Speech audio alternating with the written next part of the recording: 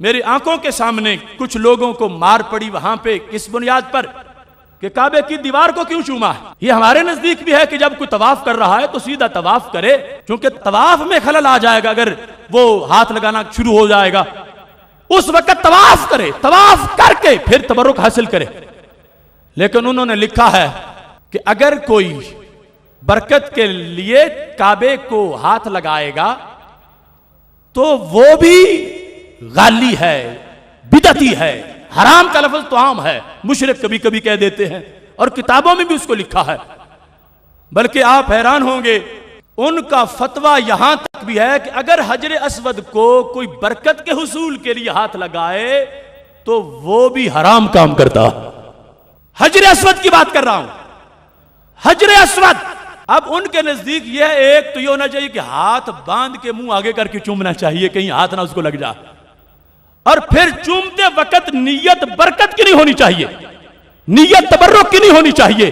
پھر چومنا جائز ہوگا۔ اور اگر حجر اسود سے بھی کوئی برکت حاصل کرنا چاہتا ہے تو کہتے ہیں وہ بھی بندہ شرک کا، وہ پتھر سے غیر اللہ سے مدد مانگ رہا ہے۔ کوئی یہ نہ کہے کہ تم نے خامخواہ ان کے ذمے یہ لگا دیا کہ وہ حجر اسود کی بھی برکت نہیں مانتے، تو پھر وہ ہیں کیا کہ حجر اسود کی بھی برکت نہیں مانتے، جنتی پتھر ہے۔ تو یہ میں پیش کر رہا ہوں، اخطاء یقع فیہا بعض الحجاج، وہ غلطیاں جو بعض حاجی کرتے ہیں۔ اس پمفلٹ میں ان غلطیوں کا ذکر ہے کہ ایسی غلطیاں حاجی نہ کریں۔ اس کتاب کو وہاں سے جو سرکاری طور پر تقسیم کیا گیا اس پمفلٹ کو، اس کے صفحہ نمبر 5 پر غلطیوں میں سے ایک غلطی کیا لکھی ہے؟ لکھا ہے بعض الحجاج یتمسح اثناء الطواف بجدران الکعبۃ وہذا خطأ، اور پھر اس کے ساتھ یہ لکھا ہوا بعض الحجاج، یہ 7 نمبر پہ انہوں نے غلطی لکھی ہے، بعض الحجاج یتبرک بمسح الحجر الاسود، کہ بعض حاجی حجر اسود کو ہاتھ لگا کے برکت حاصل کرنا چاہتے ہیں، اور تقبیل ہی یا چوم کے برکت حاصل کرنا چاہتے ہیں۔ تو انہوں نے کہا جو ہاتھ لگا کے برکت حاصل کرنا چاہے وہ بھی حرام کرتا ہے، غلط کر رہا ہے، اور جو چوم کے برکت حاصل کرنا چاہے وہ بھی غلط کرتا۔ اب دنیا میں انسان کی پیچھے جگہ کیا باقی بچی؟ کعبے کی دیواریں چلو کہا گیا عام پتھروں کی تھیں، مگر میں تو کہتا ہوں جہاں کروڑوں رحمتیں ہر وقت برسیں وہ عام پتھر نہیں رہتے، خاص بن جاتے ہیں۔ اور یہ حجر اسود تو جنت سے آیا، لیکن اس کے لیے بھی انہوں نے یہ لفظ لکھ دیے۔ صفحہ نمبر 5 پر غلطی نمبر 7 یہ ذکر کی کہ ہاتھ لگا کے جو حجر اسود سے برکت حاصل کرے وہ بھی غلطی کر رہا ہے، جو چوم کے برکت حاصل کرے وہ بھی غلطی کر رہا ہے، تو وہ نیت کیا رکھے؟ کہتے ہیں نیت اس کی اس میں کیا ہونی چاہیے؟ کہتے ہیں وہ ھذا خلاف السنت، اگر نیت ہو برکت کی چومنے میں یا ہاتھ لگانے میں، یہ سنت کے خلاف ہے۔ فإن المقصود باستلام الحجر الاسود ہوا تعظیم اللہ تعالی،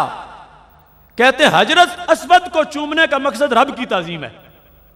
بس رب کی تعظیم کی نیت ہونی چاہیے، برکت کی نیت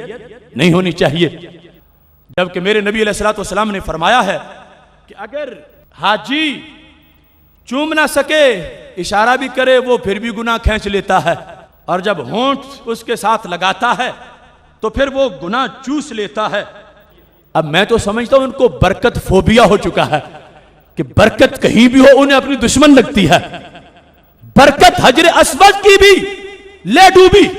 اور کہا کہ برکت کے لیے چومنا، برکت کے لیے ہاتھ لگانا یہ جائز نہیں ہے، جبکہ میں تو دکھاتا ہوں یہ نسائی شریف ہے، میرے نبی علیہ السلام کا فرمان، آپ کا طریقہ اور انداز، اس کے لیے یہ باب وضع الصدر والوجہ علی ما استقبل من دبر الکعبہ، یہاں پر سینہ رکھنا اپنا کعبے کی دیوار پر اور چہرہ رکھنا کعبے کی دیوار پر، اس کا ذکر حدیث میں موجود ہے۔ حضرت اسامہ بن زید کہتے ہیں دخلت مع رسول اللہ صلی اللہ علیہ وسلم البیت، میں بیت اللہ میں نبی علیہ السلام کے ساتھ داخل ہوا، فجالسا، سرکار بیٹھے تشریف فرما ہوئے، فحمد اللہ، اللہ کی حمد کی، واسنا علیہ، پھر اس کی تعریف کی، وکبر، اللہ اکبر کہا، حلل لا الہ الا اللہ پڑھا، ثم مال الى ما بین یدیہ من البیت، پھر سامنے جو کعبے کی دیوار تھی اس کی طرف متوجہ ہوئے، فوادع صدرہ علیہ، میرے نبی علیہ السلام نے اپنا سینہ دیوار کے ساتھ لگا دیا، وجہہ وخدہ، سرکار نے اپنا رخسار پتھر پہ رکھا، ویدیہ، اور اپنے ہاتھ بھی پتھر پہ رکھے۔ ہاں ہم یہ کہہ سکتے ہیں کہ وہ برکت لے نہیں رہے تھے، برکت دے رہے تھے، مگر جنہیں ہر بات میں بت پرستی نظر آتی ہے وہ بتائیں تو صحیح، میرے نبی علیہ السلام سے بڑا توحید پرست کون ہوگا؟ یہ سنن نسائی، یہ سرکار کا طریقہ، یہ کعبے کی دیوار، یہ والشمس کا چہرہ، علم نشرہ کا سینہ، یہ سرکار نے اس پتھر سے لگایا ہے اور دنیا کو بتایا ہے کہ جو آئے کعبے کی دیواروں کے پاس، بچھڑا ہے کہیں سے، پہنچا ہے شوق سے، اپنے بدن کو لگائے گا، اس کو حرام حرام سے مت ڈراؤ، وہ حرام نہیں کر رہا، محبوب کی سنت کا کام کر رہا ہے۔